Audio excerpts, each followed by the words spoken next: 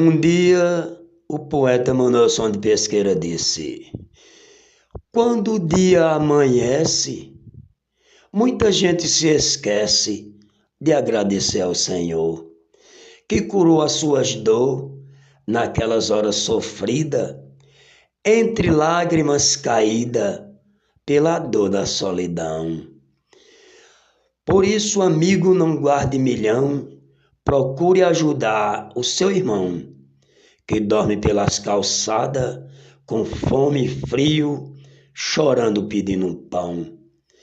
E se você ajuda seu irmão, amigo, isso não vai ficar em vão, porque quando o trem das 7 passar para lhe levar, o céu vai se abrir e com certeza você vai passar pelo portão.